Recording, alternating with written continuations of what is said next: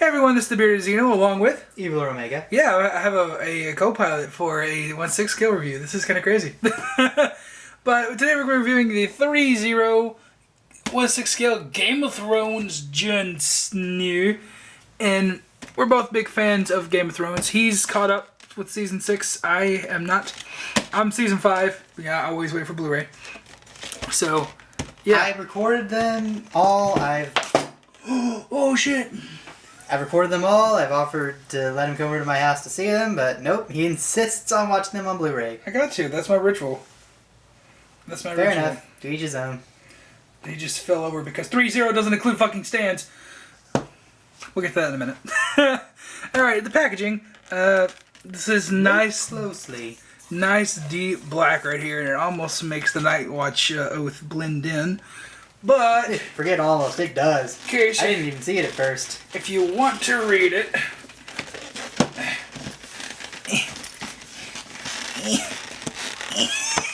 it requires 2 people and 4 hands in order to get this out, because they really tailored this cardboard sleeve to the millimeter. But there's the back of it right there. Looks really cool. So yeah, that's the Knight's Oath, or Night Watch Oath, whatever. And you want to read it? It's about to go bye-bye. I'm never opening this up again, so you better read it. Look on Wikipedia or the wiki for it. I'm sure they have it. Yeah, whatever. Alright. I'm not going to do a jump cut or anything like that. We're actually just going to jump right into the figure. Got him sitting down here. And here's Jon Snow. And just like the Tyrion, he comes with no stand. So immediately this is going to be kind of troublesome on this wobbly ass table. But this is the figure. Look at that pose and that viewfinder. That looks really cool. Wow. That's really nice. Me liking. But immediately we just had to talk about the face sculpt. At a percentage of 100, how close do you think it is? 80? I think I said 85 in my unboxing, and I'm going to stick with that. I think it's about 85. There's only so much detail you can get on, something that small. I mean, like Hot Toys, they can get within 100% accuracy sometimes. Like, sometimes they can just nail it. But I think Kit Harington, he has one of those faces that will be kind of hard to capture in action figure form. Nobody's got his face done. Like, Funko, they did their Legacy figures. I mean, all those Legacy figures were shit. But I think this is the best Kit Harington sculpt out there. Even the custom Jon Snow, the face sculpt is better than that one, because that face sculpt was kind of terrible in my opinion. I know you've never seen that because the custom 1/6 scale figures. You don't even know those things existed until right now, did you? No. But let's go to his accessories. And just like normal Threezero figures, he doesn't come with a lot. Oh, I'm trying to take a sheath. There we go. That's cool. I didn't know the sheath was removable. So we're going to sit him down so he doesn't fall over. And first off, we have this little dagger. You know, like the correct name for this? Actually, I don't. Okay, I'm just going to call it a dagger then. But you can see all the little weathering on there. It's all dirty. Looks really cool. It's got the nice metallic paint. It is very plasticky, very bendy, so be careful. This might snap. Especially if you're putting it in the holster at a wrong angle or something like that. So if you do get this, be very careful, people. Oop. You got the nice little grip right there, which nicely detailed, as all Threezero stuff is. And then, what is this, the Oathbreaker? No, the Oathbreaker, I think, is Jaime's sword. So what is this one? Long Fang, I want to say, for some reason. Long Fang? Something like that? All I really know about this is that I think it was owned by somebody whose last name was Mormont, so the hilt used to be a bear head, but it was recarved to be a wolf's head. Alright.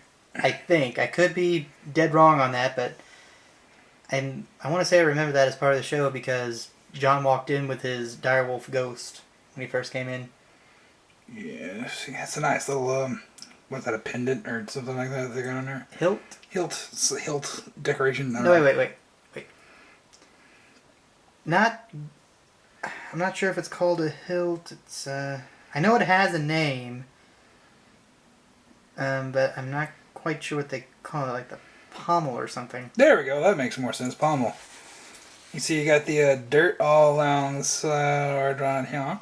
Has a nice aged, weathered, battle-scarred look. See, that's the good thing about Threezero, their weathering is on point. And he has 4 hands, 2 of each of these kinds right here. One's on the figure right now, the other one's on the figure right now. Gripping hand and relaxed hand for both sides. So there you go. And that's the accessories. That's a Threezero figure in a nutshell. But their prices are significantly lower than Hot Toys. Like this retails for $170, I think. And if Hot Toys had done it with this cape and everything, it would be like $250. So, yeah. Dang. Yeah.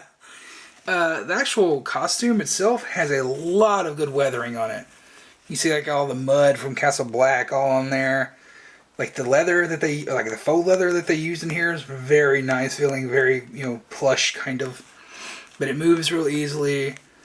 Even has the brake down here, so it's easy to articulate and doesn't ruin anything. Looks real nice, and I think that's actually the way the costume is too. And got it over here. All the nice mud weathering and everything. Looks really, really cool. I wonder if there was any sense of realism in Game of Thrones. How cold would those openings have actually made the outfit be? I don't know. Cause pretty cold because they're up really north, right? Really far north, and I think they have a wall made entirely out of ice. Now, for that wall to remain there as a giant thing of hard ice, it's got to be cold. What kind of fur pelt is this? You think it's like a bear pelt or something like that? Maybe a black bear pelt. Yeah. But I'm not entirely sure. This is definitely fake hair. It's not actual fur, but as far as what kind of fur it would be in the lore, yeah, I don't know. I haven't memorized all the creatures that exist within the Game of Thrones universe. It's definitely some kind of animal pelt, though. So that's like a real nice addition, especially how it's like a separate piece. And you can remove this cape. I'm not going to because it seems like it's a hassle, and honestly, I like this look with the cape. But if you prefer the uncaped look, all you gotta do is just unbuckle this back here, and these two straps right here will come undone. And there you go. All these little buttons right here, I would be kind of scared that these would come unglued. But then again, I never had trouble with Threezero glue. It's only Hot Toys glue. So, I don't know. I would still be careful because they are just glued on. So, that still has the potential to break.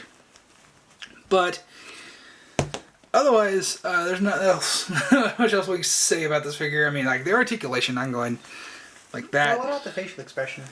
I mean, yeah, I guess kind of covered that in the face sculpt, but, like, it's very neutral, and a lot of these 1/6 scale figures are very neutral. It could have been a little bit more expressive, I think. A little bit more, kind of like a caring look or an angry look, because that's usually like Jon Snow's two modes. Yeah, caring and angry. Here, facepalm. Let's see if I can... Oh, come on. There we go. He's got double bent elbows. It's no really restrictions right there. It's the same, quote-unquote shit body that everybody, fusses about with Threezero figures. I think it's okay. The only real issue when in the body terms is the hand pegs, because they're very plastically looking, right? And that was kind of a big point of contention with the Heisenberg figure because they're exposed, but here they're in the glove, so who gives a fuck? Right. So yeah, it's other than that, he's got a really, really, really strong smell of dye. Just like the black dye just stinks. But yeah, that's just the way it's gonna be. That's as far as he can kick out, which is pretty damn far. That's a pretty good double bend knee right there. You don't get much of all in the feet, and there's a big ass Threezero logo down here on the foot. Wow, that is. I didn't even notice that before. And I thought the Andy name took up most of Woody's foot. Right. I'm gonna go backwards real quick, and I'm gonna grab Tyrion just for a comparison. Just so you see how they scale together. So, there's Jon Snow. And there's Tyrion. And that is really, really good scale, I think. That's really cool. That is worth having the figures. Just set them side by side right there. Just so you can see the scale. And like, I think his sword is... Yeah, look at Golly. Look at that, just sit there, right up there. And I can laugh at him because he's my favorite character. Oh, who doesn't like Tyrion? Exactly. Peter Dinklage is just so great in Game of Thrones. Character's well written, actor plays him very well. But yeah, like see, Tyrion, he came with like an extra hand, the book, and the goblet, right? That's really all he needed. With Jon Snow, if you got the exclusive, you got all that he needed. It came with Ghost, which is like a big polystone statue, which I wish I could have got that because it was only like $30 more, and you got Ghost with Jon Snow, which is really cool. It was totally accurate in scale. But I mean, you got his signature sword. You got a little dagger that he carries, and you got some extra hands. Is there anything that iconic that it's involved with besides Ygritte, which is a whole other figure? Nothing comes to mind at the moment. See, that's my point right there exactly. See, somebody who doesn't collect 6-scale figures, like, oh, well, he's only a big fan of the show, and there's nothing that he can think of that, this character needs right now. Because if it was something that they needed, he would immediately think of, like, oh, yeah, well... The only thing that really comes to mind is Ghost, and that was already included in one of the exclusive versions of it. Yeah.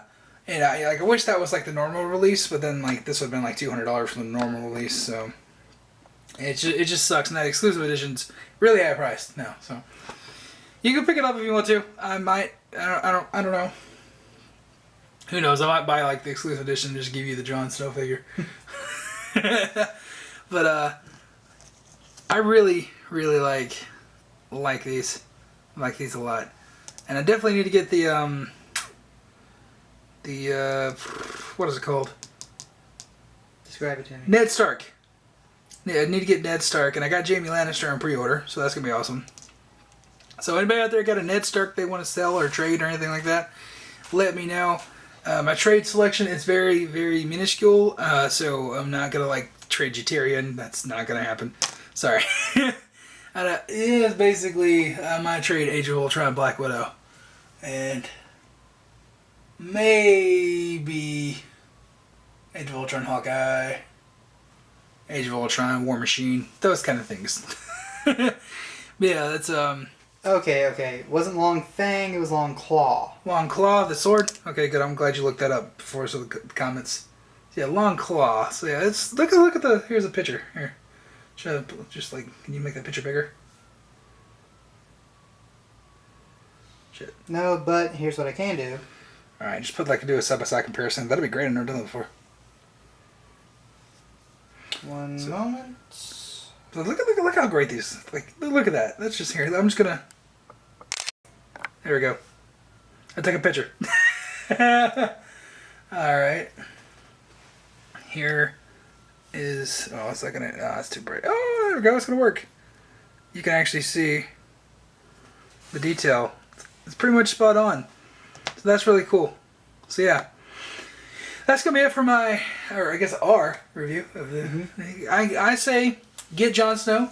Definitely if you're a 1/6 collector and you're a fan of Game of Thrones, why don't you have this already?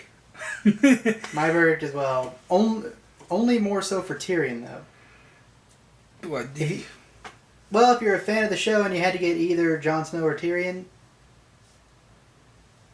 I honestly don't know which one you should get. I'm biased towards Tyrion, but Jon Snow may be a more iconic character. Well, he's the one that we're reviewing right now. But like in terms of the rarity, he's way more sold out. Like you can hardly find him nowadays. So if you find a Tyrion for a good price, snatch him up. This guy, you can still get it at Big Bad Toy Store. You can still get it Threezero Collectibles because he just came out, right? So as far as you should prioritize Tyrion. If you can find Tyrion, pick him up. Just pick him up because like I got it for like $130. If you can get it for that price, do it. Totally worth it. If you can get it for $150, pick him up because it's totally worth it.